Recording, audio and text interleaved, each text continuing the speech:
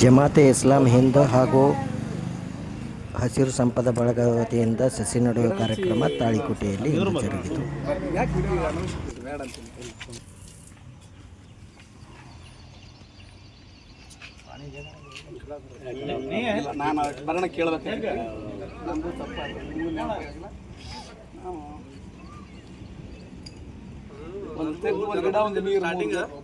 Starting ಬಂದಿದ್ದಿಲ್ಲ, ಎಲ್ಲರಿಗೂ ಫೋನ್ದಾಗ ನಾನು busy ಆಗ್ಬಿಟ್ಟೆ, ಯಾರು ಇಲ್ಲಲ್ಲಪ್ಪ ಎಲ್ಲ ಹೇಳಿನಿ.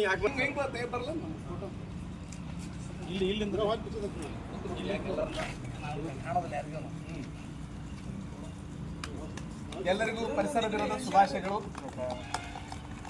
ಜಮಾತೆ ಇಸ್ಲಾಮಿ ಬಳಗಕ್ಕೆ, ಹಸಿರು ಸಂಪದ ಬಳಗಕ್ಕೆ ಬಂದಿರೋ ಎಲ್ಲರಿಗೂ ಧನ್ಯವಾದ ಸರ್. Thank you.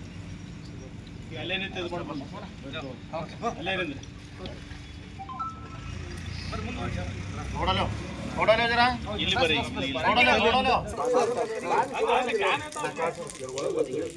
ಬರ್ರಿ ಬರ್ರಿ.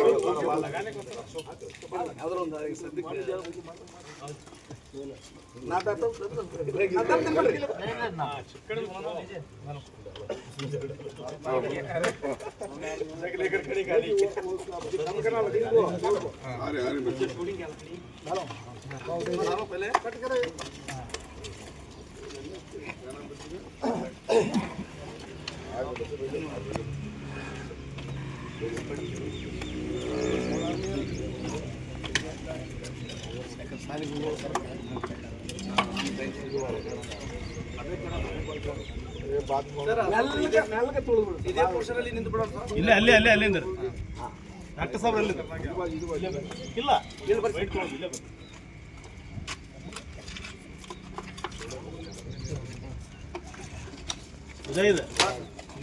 ಇಂದು ನಮ್ಮ ಈದ್ಗಾ ಮೈದಾನದಲ್ಲಿ ವಿಶ್ವ ಪರಿಸರ ದಿನಾಚರಣೆಯ ಅಂಗವಾಗಿ ಈ ಸಸಿ ನೆಡುವ ಕಾರ್ಯಕ್ರಮವನ್ನು ಈಗ ಈದ್ಗಾ ಮೈದಾನದಿಂದ ಚಾಲನೆಯನ್ನು ನೀಡಲಾಗ್ತಾ ಇದೆ. ಇದಕ್ಕಿಂತ ಪೂರ್ವವಾಗಿ ನಾನು ಈ ಮಾತನ್ನು ಹೇಳಲಿಕ್ಕೆ ಇಷ್ಟಪಡ್ತಾ ಇದ್ದೇನೆ. ತಾಳಿಕೋಟೆ ನಗರದಲ್ಲಿ ಜಮಾತ್ ಇಸ್ಲಾಮಿ ಹಿಂದ್ ವತಿಯಿಂದ ವಿವಿಧ ಕಾರ್ಯಕ್ರಮಗಳನ್ನು ಸುಮಾರು 15 ದಿನಗಳವರೆಗೆ ನಗರದಾದ್ಯಂತ ನಾವು ಮಾಡಲಿಕ್ಕೆ ನಿರ್ಣಯವನ್ನು ಮಾಡಿದ್ದೇವೆ.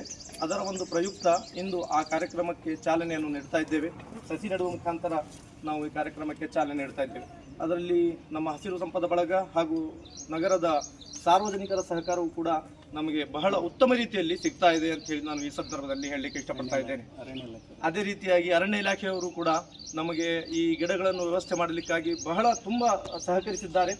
ರಾತ್ರಿ ಆದರೂ ಕೂಡ, ರಾತ್ರಿಯ ಸಮಯದಲ್ಲೂ ಬೆಳಗಿನ ಜಾವದಲ್ಲೂ ಕೂಡ ಅವರು ಮಾಡಲಿಕ್ಕಾಗಿ ಸದಾ ಸಿದ್ಧರಿದ್ದೇವೆ ಎಂದು ಹೇಳಿದ್ದಕ್ಕಾಗಿ ಅವರಿಗೂ ಕೂಡ ನಾನು ಈ ಸಂದರ್ಭದಲ್ಲಿ ತುಂಬ ಹೃದಯದ ಧನ್ಯವಾದಗಳನ್ನು ಅರ್ಪಿಸ್ತಾ ಇದ್ದೇನೆ.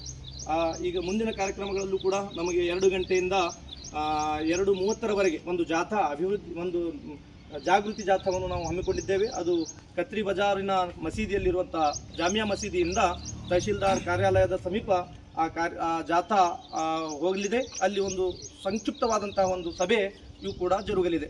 ಅದಾದ ನಂತರ ಒಂದು ಈದ್ಗಾ ಮೈದಾನ ಅಭಿವೃದ್ಧಿ, ಅದಾದ ಮೇಲೆ ಅದಕ್ಕೆ ಪ್ಲಾಂಟೇಷನ್ ಮಾಡುವಂತಹ ಸಸಿಗಳನ್ನು ನೆಡುವಂತಹ ಕಾರ್ಯಕ್ರಮ, ಇನ್ನೊಂದು ಗಾರ್ಡನನ್ನು ನಾವು ಕೂಡ ಅಡಾಪ್ಟನ್ನು ಮಾಡಿಕೊಂಡಿದ್ದೀವಿ.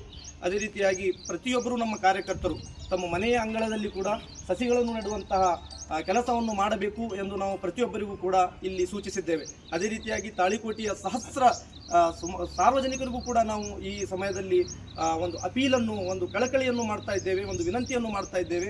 ತಾವೆಲ್ಲರೂ ಕೂಡ ತಮ್ಮ ಮನೆಯ ಅಂಗಳದಲ್ಲಾಗಲಿ ಅಥವಾ ತಮ್ಮ ಕಾರ್ಯಕ್ಷೇತ್ರದಲ್ಲಿ ಬರುವಂತಹ ಯಾವುದೇ ಒಂದು ಜಾಗಗಳಲ್ಲಾಗಲಿ ಅಲ್ಲಿ ಸಸಿಗಳನ್ನು ನೆಡುವುದರ ಮುಖಾಂತರ ಪರಿಸರಕ್ಕೆ ಒಂದು ಒಳ್ಳೆಯ ಫಲವತ್ತಾದಂತಹ ಗಾಳಿ, ಆಕ್ಸಿಜನ್ ನೀಡಬೇಕು ಎಂದು ಹೇಳಿ ನನ್ನ ಮಾತನ್ನು ಈ ಸಂದರ್ಭದಲ್ಲಿ ಮುಗಿಸ್ತಾ ಇದ್ದೇನೆ. ಇದಕ್ಕೆ ಸಹಕರಿಸಿದಂತಹ ಎಲ್ಲ ನಮ್ಮ ನಾಗರಿಕರಿಗೂ, ಸಾರ್ವಜನಿಕರಿಗೂ, ಹಿರಿಯರಿಗೂ, ಗಣ್ಯಮಾನ್ಯರಿಗೂ ಕೂಡ ಜಮಾತೆ ಇಸ್ಲಾಮಿ ಹಿಂದ್ ಸಂಘಟನೆ ವತಿಯಿಂದ ಹಾಗೂ ಹಸಿರು ಸಂಪದ ಬಳಗದ ವತಿಯಿಂದ, ಅರಣ್ಯ ಇಲಾಖೆಯ ವತಿಯಿಂದ ಮತ್ತು ಸಮಸ್ತ ತಾಳಿಕೋಟೆ ನಾಗರಿಕರ ವತಿಯಿಂದ ತುಂಬ ಹೃದಯದ ಧನ್ಯವಾದಗಳನ್ನು ಅರ್ಪಿಸಲಿಕ್ಕೆ ನಾನು ಇಷ್ಟಪಡ್ತಾ ಇದ್ದೇನೆ.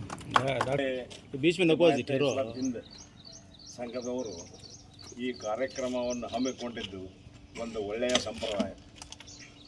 ಈಗಾಗಲೇ ನನ್ನ ತಿಳಿದ ಮಟ್ಟಿಗೆ ನಾನು ಸಣ್ಣವನಿದ್ದಾಗ ಇಲ್ಲಿ ಏನೂ ಇರಲಿಲ್ಲ ಈ ಭಾಗದಲ್ಲಿ. ಈಗ ಸಸಿಗಳನ್ನು ನಟ್ಟರೆ ಉಪಯೋಗವಿಲ್ಲ, ಅದಕ್ಕೆ ನೀರು ಉಣಿಸಬೇಕು. ಅದಕ್ಕೆ ಯಾವುದಾದರೂ ರೋಗ ತಗಲಿದರೆ ಅರಣ್ಯ ಇಲಾಖೆದವರು ಅವ್ರಿಗೆ ವಾಟ್ಸಪ್ ಮೂಲಕ ಕಳಿಸ್ರಿ, ಅದರಿಂದ ಅದಕ್ಕೇನು ಉಪಚಾರ ಮಾಡಬೇಕು. ಇಷ್ಟು ಹೇಳಿ ನಾನು ಎಲ್ಲ ಮಾತಾಡ್ತೀನಿ. ಥ್ಯಾಂಕ್ ಯು ಕೆಲಸದ ಮಂದಿಗೆ ಟೈಮ್ ಇಲ್ಲ ಮಾತಾಡ ಟೈಮ್ ಅದು ತೋರಿ ಎರಡು ಮಾತಾಡೋಕೆ ಟೈಮ್ ಬೇಕು. ಎಲ್ರಿಗೂ ನಮಸ್ಕಾರ. ಇವತ್ತು ವಿಶ್ವ ಪರಿಸರ ದಿನದ ಹಾರ್ದಿಕ ಶುಭಾಶಯಗಳನ್ನು ಸಲ್ಲಿಸ್ತಾ ಇದ್ದೀನಿ. ತುಂಬ ಖುಷಿ ಸಂಗತಿ ಏನು ಅಂತಂದರೆ, ನಾವು ಹಸಿರು ಸಂಪದ ಬಳಗ ಮಾನ್ಯ ಕಾರ್ತಿ ಸಾಹೇಬ್ರ ನೇತೃತ್ವದಲ್ಲಿ ಎಲ್ಲ ಬಳಗ ಕಟ್ಟಿದ ಮೇಲೆ ಹಚ್ಚಿದ್ದು ಒಂದು ಸಣ್ಣ ದೀಪ ಇವತ್ತು ಪ್ರತಿ ಮನೆಗಳಲ್ಲೂ ಹಸಿರು ದೀಪ ಬೆಳಗ್ತಾ ಇದೆ. ಇವತ್ತು ದೊಡ್ಡ ಬಲ ಬಂದಿದ್ದು ನನಗೆ ಜಮಾತ್ ಇಸ್ಲಾಮಿ ಹಿಂದ್ ಸಂಘಟನೆಯಿಂದ. ಯಾಕಂದರೆ ನಾನು ನೋಡ್ತೀನಿ ಅವ್ರು ಮಾಡುವಂಥ ಪ್ರತಿ ಚಟುವಟಿಕೆಗಳು ಕೂಡ ಎಷ್ಟು ಸುಸಜ್ಜಿತವಾಗಿರ್ತವೆ ಮತ್ತು ಎಷ್ಟು ವ್ಯವಸ್ಥಿತವಾಗಿರ್ತವೆ ಅಂತ ಕೇಳಿದರೆ, ಪ್ರತಿಯೊಂದು ಸಣ್ಣ ಹುಡುಗನ ಹಿಡ್ಕೊಂಡು ಹಿರಿಯರಾದಿಯಾಗಿ ಅದ್ರಲ್ಲಿ ಪಾಲ್ಗೊಳ್ತಾರೆ. ಇವತ್ತು ಬೆಳಗ್ಗೆ ನಾನು ಬರೋದು 7 ಗಂಟೆ ಟೈಮ್ ಕೊಟ್ಟರೆ, ನಾನು ಬರೋಕ್ಕೆ ಮುಂಚೆ ಇಲ್ಲಿ ಒಂದು 20 ಮಂದಿ ಸೇರಿದ್ರು ಹಿರಿಯರು ಕುಡ್ಕೊಂಡು. ನಾವೆಲ್ಲ ಫೋನ್ ಮಾಡ್ಬೇಕು ಬೇರೆಯವರಿಗೆ. ಆದರೆ ಇವತ್ತು ಅಂಥ ವ್ಯವಸ್ಥಿತವಾದಂಥ ಒಂದು ತಂಡ ಇವತ್ತು ಪರಿಸರ ರಕ್ಷಣೆಯಲ್ಲಿ ಏನು ಇವತ್ತು ಪಾಲ್ಗೊಳ್ಳೋದಕ್ಕೆ ಮುಂದೆ ಬಂದಿದ್ದೀರಿ. ಮೊದಲು ನಿಮಗೆ, ನಿಮ್ಮ ತಂಡಕ್ಕೆ ನಾನು ಅನ್ನೋದು ಧನ್ಯವಾದಗಳನ್ನ ನಮ್ಮ ಬಳಗದ ವತಿಯಿಂದ ಅರ್ಪಿಸ್ತೀನಿ. ಯಾಕಂತ ಕೇಳಿದರೆ, ನಮಗೆಲ್ಲ ತಿಳಿದಿರುವಂತೆ ಅತಿ ಪ್ರಮುಖವಾಗಿ ನಮಗೆ ಬೇಕಾಗಿರುವಂಥದ್ದು ಗಾಳಿ, ನೀರು, ಮಣ್ಣು, ಆಹಾರ. ಇವುಗಳಿಂದ ನಮ್ಮ ಕೈಲಿ ಬದುಕಕ್ಕೆ ಸಾಧ್ಯನೇ ಇಲ್ಲ. ಇವತ್ತು ಗಾಳಿ ಕಲುಷಿತ ಆಗ್ತಾ ಇದೆ. ತಾವೇನಾದರೂ ಇಂಟರ್ನೆಟ್ನಲ್ಲಿ ತೆಗೆದು ಸರ್ಚ್ ಮಾಡಿ ನೋಡಿದರೆ, ನಮ್ಮೂರಿನಲ್ಲಿ ಗಾಳಿ ಪ್ರಮಾಣ ಏನು ಚೆನ್ನಾಗಿದೆ ಅಂತ ಚೆಕ್ ಮಾಡೋಕ್ಕೆ ಹೋದರೆ ಕನಿಷ್ಠ ನಮ್ಮದು ಒಂದು 100 PPM ಇರಬೇಕು ಅಂತಿದೆ.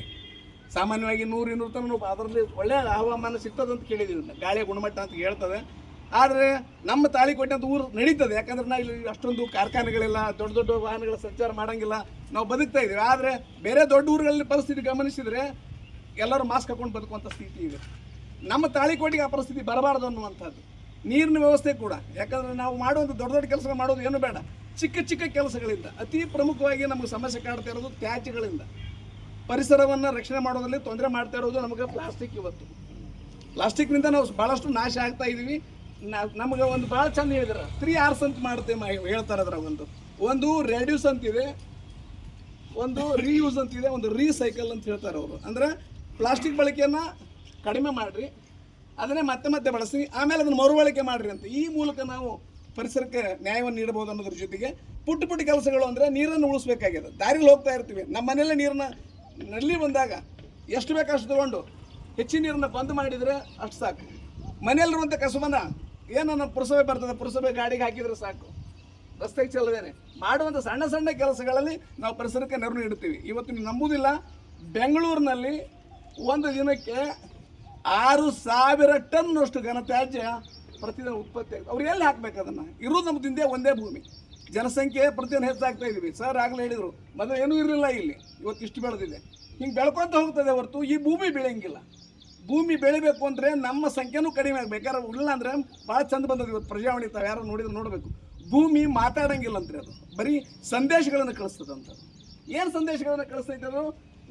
ನೀವು ಆಡುವಂಥ ತೊಂದರೆಗಳನ್ನು ನಿವಾರಣೆ ಮಾಡಲಿಕ್ಕೆ ಅದು ಜೋರಾದ ಮಳೆಯನ್ನು, ಪ್ರಕೋಪವನ್ನು ನೀಡ್ತೈತೆ, ಬಿರುಗಾಳಿಗಳನ್ನು ಬೀಸ್ತೈತೆ, ಸಮುದ್ರಗಳಲ್ಲಿ ಅಲೆಗಳು ಉಕ್ಕೇರುವಂಗೆ ಮಾಡ್ತೈತೆ. ಅದಕ್ಕೆ ಸಣ್ಣ ಸಣ್ಣ ಕೆಲಸಗಳ ಮೂಲಕ ನಾವು ಅದನ್ನು ಉಳಿಸ್ಬೇಕು. ಭಾಳ ಚಂದ ಕುರಾನ್ದಲ್ಲಿ ಒಂದು ಮಾತಿದೆ, ಬೆಂಕಿ ಬಿದ್ದಾಗ ಭಾಳ ಚಂದ ಯಾವಾಗಲೂ ಹೇಳ್ತೀನಿ ಅದನ್ನು, ಬೆಂಕಿ ಬಿದ್ದಾಗ ಎಲ್ಲರೂ ಸುಮ್ಮನೆ ಕುಂತ್ರೆ ಒಂದು ಹಕ್ಕಿ ಮಾತ್ರ ಒಂದು ಹನಿ ಕೊಕ್ಕಿಂದ ನೀರು ಹಾಕ್ತಿತ್ತಂತ. ಅದಕ್ಕೆ ಏನು ನೀನೇನು ಇದ್ರ ಅರ್ಥ ಏನು ಅಂತ ಕೇಳಿದ್ರೆ ಹೇಳಿದ್ರಂತೆ, ಮ್ಯಾಲಿದ್ರುವಂಥ ಭಗವಂತ ಕೇಳ್ತಾನೆ, ಎಲ್ಲರೂ ಆ ಕಡೆ ಇದ್ರು ನಾ ಈ ಕಡೆ ಹಾಕಿದ್ದೀನಿ ಅಂತ ಕೇಳಿದರೆ ನನ್ನ ಕೈಲಾದಷ್ಟು ನನ್ನ ಪ್ರಯತ್ನ ನಾನು ಮಾಡ್ತಾ ಇದ್ದೀನಿ.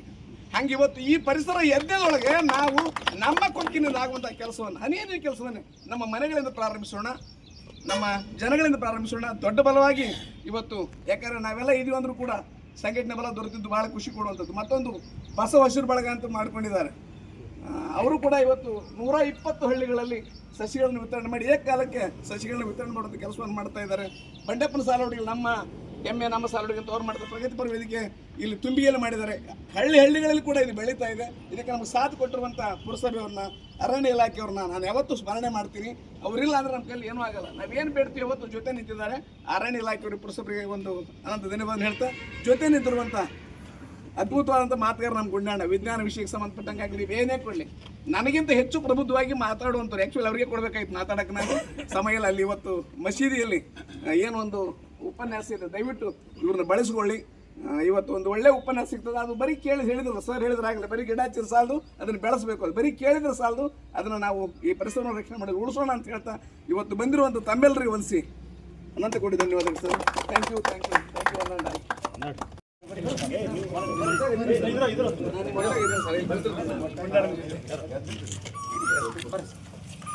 ಸರ್ ಬರ್ರಿ ಬರ್ರಿ ಸರ್ ಬರ್ರಿ ನೀವಿಲ್ಲ ಅಪೂರ್ಣ ಬರ್ರಿ ಸರ್ ಬರ್ರಿ ಪ್ಲೀಸ್ ಬರ್ರಿ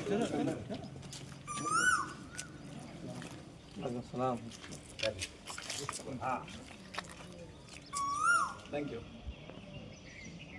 ಫೋಟೋ ತೋರಿಸಿ ಫೋಟೋ ಕರ್ಕೋಬೇಕಾಗಿ ಸರ್ ನಾವು ಎಲ್ಲ ಕಡೆ ಈ ಮಕ್ಕಳಲ್ಲಿ ಬೆಳೆಸ್ಬೇಕಾಗಿ ಸರ್ ಮಕ್ಕಂದ್ರ ಸರ್ ನೀವು ದೂರ ಉಳಿದ್ರೆ ಹೆಂಗೆ ಸರ್ ಅವಧಿ ಎಲ್ಲರೂ ಬರ್ರಿ ಸರ್ ಸಜ್ಜನ್ ಸರ್ ಬರ್ಲಿ ಬರ್ರಿ ಸಜ್ಜನ್ ಸರ್ ನೀವು ಬರ್ರಿ ಶ್ರೀಶೈಲ